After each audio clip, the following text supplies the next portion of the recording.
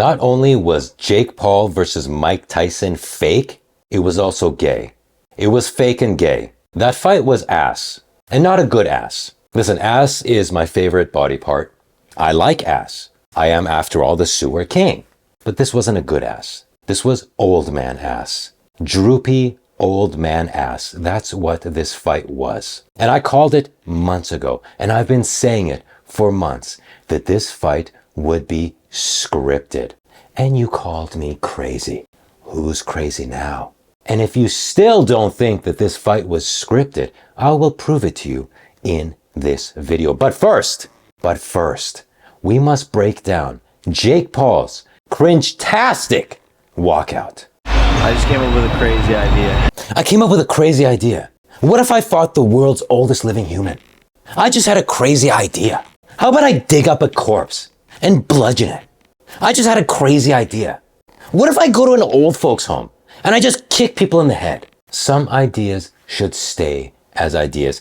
And him fighting Mike Tyson, a 58-year-old Mike Tyson, is one of those ideas. I think we can all agree to that now.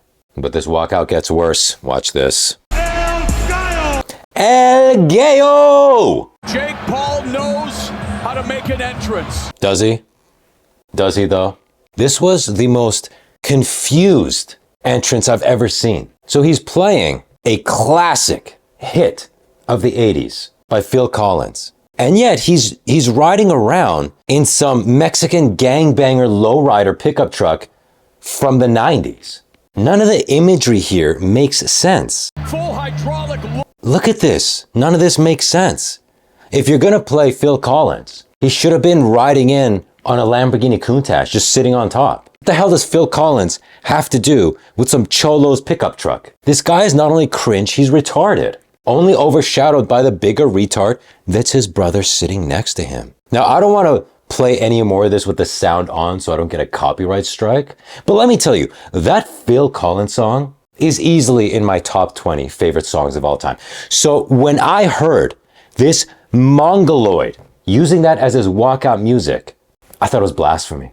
Absolute blasphemy. As far as songs that give me goosebumps, that's got to be in my top 3. In fact, the last production I saw that used that song was the show Tulsa King, starring Sylvester Stallone. In the final episode of season 1, during an intense action scene, they play that song. And let me tell you, I got chills. This gives me douche chills.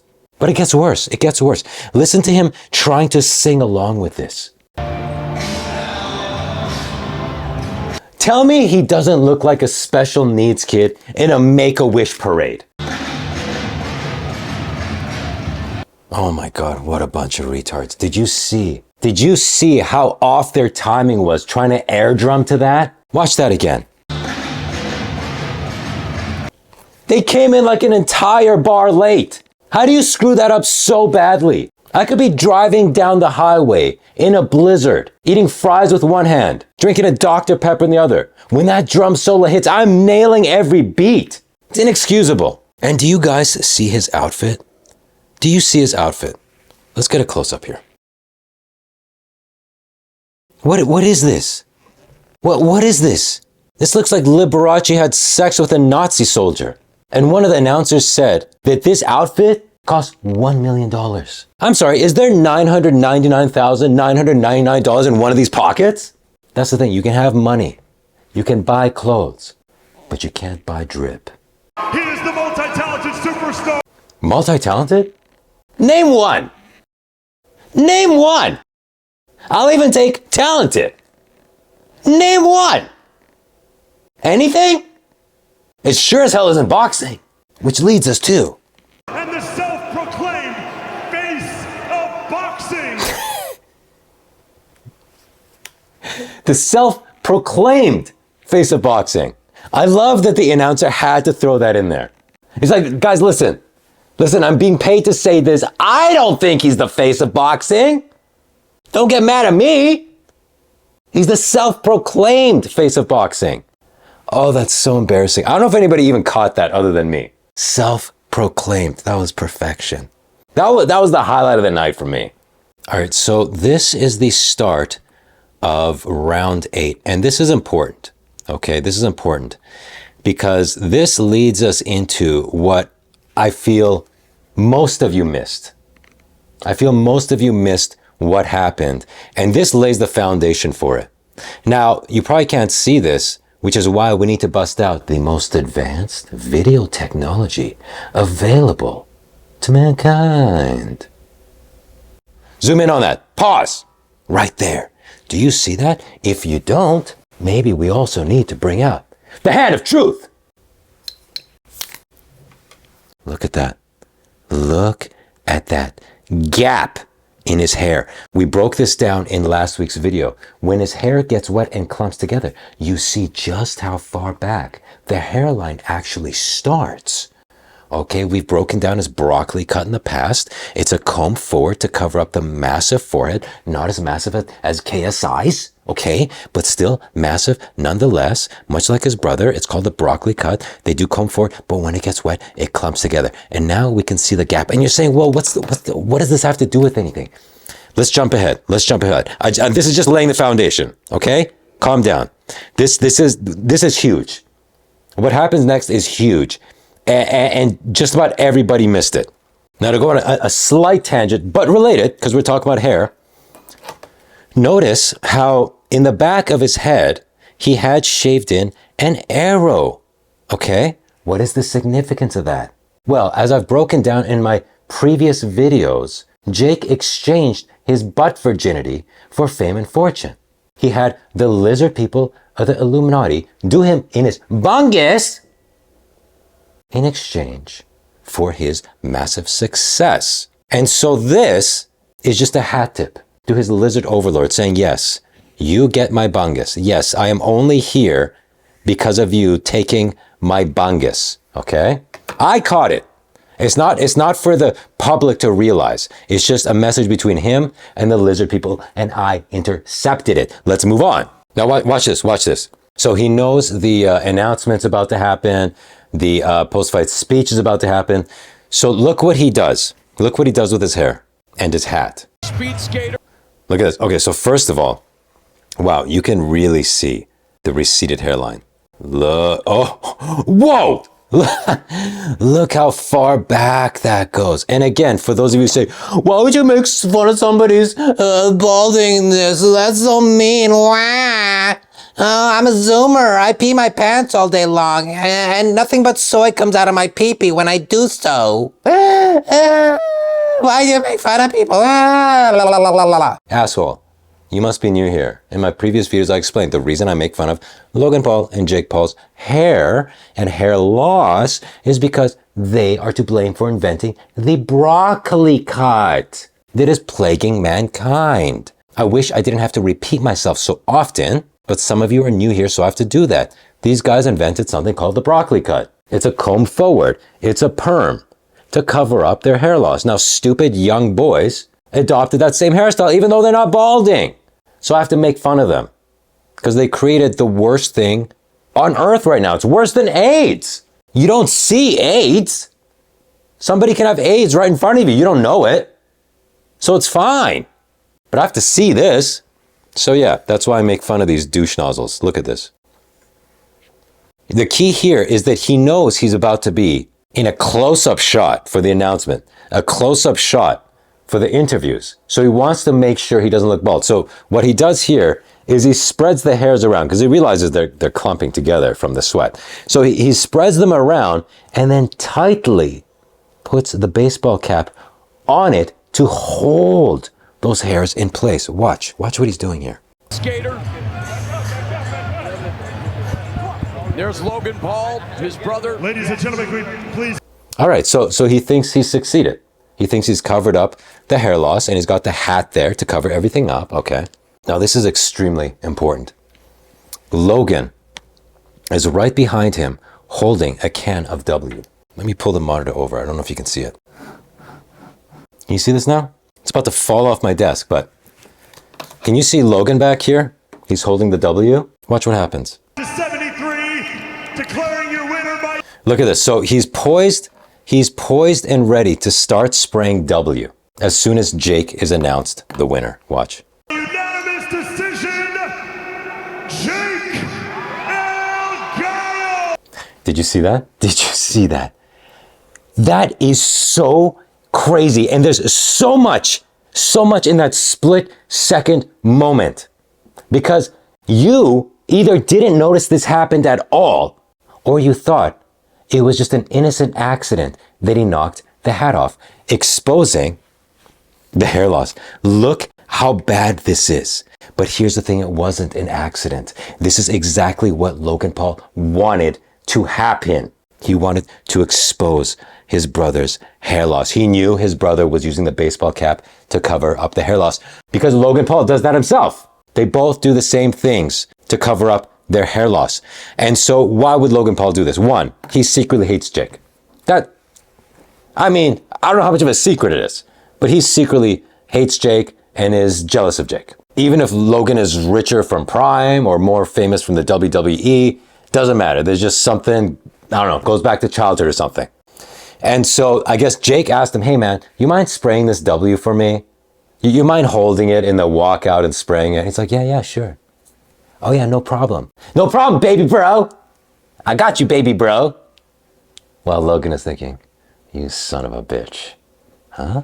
You son of a bitch, the spotlight's on you? I'm the superstar in this family. God damn it, I'm the superstar. Now you want me to be your lackey? Your hype man spraying deodorant? I'm the WWE Champion. Spraying deodorant like some sort of slave. He's like, all right, I'll do it. I'll do it, no problem. No problem, brother. No problem, brother. But he had to get his revenge. He had to try to embarrass Jake during his moment, right when he is announced winner. Now, if you're thinking, oh my God, that was an accident. Why are you making such a big deal out of this? All right, shall we break it down? Shall we break it down using the most advanced video technology available to mankind? Zoom in on that. Pause. Right there. Watch what happens. Watch carefully. Wow. You might have missed it. You might have missed it because it went fast. But as I said, we're going to go through this frame by frame. But my God, can we appreciate how bad this is? Dude, just shave it off. It is over, dude. It's over. Let's go frame by frame. Now, listen, before you watch the frame by frame, I want to tell you what to look out for. Basically, when Logan does the first sprays, he goes this way, okay? Like a windshield wiper on the car, right? Side to side. He goes side to side, and then he looks at the brim of the hat and goes forward. Side to side, forward. Side to side, forward. Okay? This wasn't him going, side to side like a spaz and accidentally hitting the brim. He's going bap, bap, bap. This was not an accident. And again, he looks at the hat right before he does this. So that's what you know to look out for, okay? All right, zoom back in on that. Pause. Right there. Okay, he announces the winner. Logan starts spraying. Note, side to side. And note he is not looking at the hat. Side to side. He's going side to side. Watch his eyes. Watch his eyes. Watch his eyes. Watch his eyes. Right there. Right there. He has now made eye contact with the brim. Watch this. Up. Look. Let's go back. Let's go back. Looking away. Going side to side. Looks at the brim of the hat. Goes straight up. Straight up. Bam. And the hat goes flying and the hair loss gets exposed. And then it goes back to regular side to side motion. And look, all Jake can think about is the hat because he is so insecure about his hair loss. I'm telling you, if you weren't and somebody announces you the winner of Jake Paul versus Mike Tyson, you're not going to give a crap that your hat just got knocked off. You're not going to care. But he reaches down for it. He's got to cover this up before the post-fight interview. Look at that. Look at that. Wow. And you missed it. You missed that. You missed that Logan did it on purpose. Now, one person that didn't miss it was one of my rats. Her name is Jenny, and she DM'd me on Instagram right after this happened. And I told her, yeah, I saw it too. I was so proud of her. So I know one person other than me caught it. All right. But I bet the rest of you totally missed it. It was an insidious move. Insidious move by Logan. Like, his jealousy could not contain itself. And Jake brought him in for the walkout, had him sit right next to him for the walkout. And this is how Logan thanks him. All right, so about the fight being fake. Now, if you still, after seeing that fight, not realize that it was scripted, well, A, you're retarded, and B, you're a mongoloid. And I've been saying this for months. I've been saying this for months, that this fight would be scripted. And I said that the most likely outcome would be a sparring match where neither of them get knocked out, just for a payday. Okay? And that is what we saw last night. Mike Tyson landed 18 punches over 8 rounds. That's an average of a hair over 2 punches per round. You know, it's funny. Roy Jones Jr. could not shut up during the fight about Mike Tyson biting his glove. That's really the only contribution Roy Jones had to the commentary, other than saying that Mike Tyson's legs were shot, which was true. Other than that, it was just constantly, oh, he's biting his glove, he's biting his glove, he's biting his glove. Now, listen, Roy Jones Jr. is probably my favorite boxer of all time, okay? But still, all he could talk about was the glove biting. And the other commentator said, you know, I've seen him do this bite in other fights too. It's not his mouth guard. But Roy Jones Jr. kept insisting, no, it's the mouth guard. Something's wrong with the mouth guard.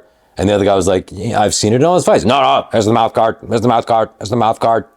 They were just arguing about that the entire fight. At the end here, Helwani says, hey, why were you biting your glove? And he's like, yeah, that's just the tick I have. But why was he doing it so much? Why was he doing it so much? We've never seen him do it that much. Like, that was ridiculous. Why? Because he was holding back. He was holding back. He was like, that's why he was doing it so much. He was doing it every 2 seconds because he's like,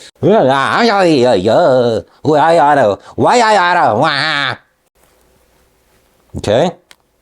That was a tell. That was a tell. Now, if that's still not enough for you, you still think, oh my God, because here's the thing. I've gotten so many comments these last few months when I've been covering this fight saying it's going to be scripted. I've had so many people say, oh my God, you're such an idiot. Oh, you don't know anything about boxing. I boxed once when I was 10 years old, and let me tell you, you can't fix boxing fights. Oh my God, the amount of comments. Or people saying, this was a popular one. How dare you disrespect Mike Tyson, saying he would script a fight for money. He's a badass. He's an animal. He would never do that and ruin his legacy. All right, well, how about forget about me and what I got to say? How about we listen to what Mike Tyson's former trainer has to say, huh? How about we listen to what he has to say, huh? Because yeah, you know what? Forget me. What do I know? What do I know about boxing, right? But how about Teddy Atlas? What does Teddy Atlas know about boxing? Does he know a thing or two? Does Teddy Atlas know a thing or two about boxing? And he's a former trainer of Mike Tyson, so he would know Mike pretty well, I'd imagine. What did he have to say? This was before the fight, okay? What does he have to say? Now, he starts off talking about how punching power is the last thing you lose. So, you know, Mike Tyson might be able to knock out Jake in the first round or two. Was one thing that a former great fighter like Tyson could do is still punch. The power is the last thing to leave you. The power is the last thing to leave you. If Jake gets careless early on, if it's real, if there's not an agreement in place, I don't know. I don't know. But if it's not pre-scripted, if this isn't pre-scripted for Netflix, and it's real, you know. And Tyson comes out there firing the way, you know, that he used to fire. I'm sorry, what? This guy knows Tyson. He's his former trainer. This guy knows boxing. Nobody knows boxing better than Teddy Atlas. He's saying it like the fight being scripted is a completely normal option. It's just like it's completely plausible. Yeah, Mike could knock him out early. I mean, if it's not scripted, if there isn't an agreement in place, Yeah, guys, I'm a crazy conspiracy theorist. Here's Mike Tyson's trainer saying, I mean, if it's not scripted for Netflix, I mean, if there wasn't an agreement in place, and I talked about that in a previous video, that they have an agreement. They have an agreement to not go hard, to make it more of a sparring match. You know, there was a no knockout clause. Apparently, I don't know. I didn't see the actual contract. It seemed to be the case. Mike really looked like he was holding back, biting his glove. And here's his former trainer saying, yeah, Mike can knock him out early if it's not scripted. I'm a conspiracy theorist, though. He's talking about like it's the most normal thing in the world. Oh yeah, if it's not scripted, then yeah, he can knock him out. Yeah, if there's an agreement, then yeah, he can knock him out. Wow, dudes. Wow. Am I finally going to get some credit? Am I finally going to get some credit? Probably not. Probably not. Screw it. Anyway, if you didn't see that video where Logan had Mike Tyson on his podcast and he accidentally let it slip that the fight is rigged, you can watch that right here. And then maybe you'll believe me that it was fake.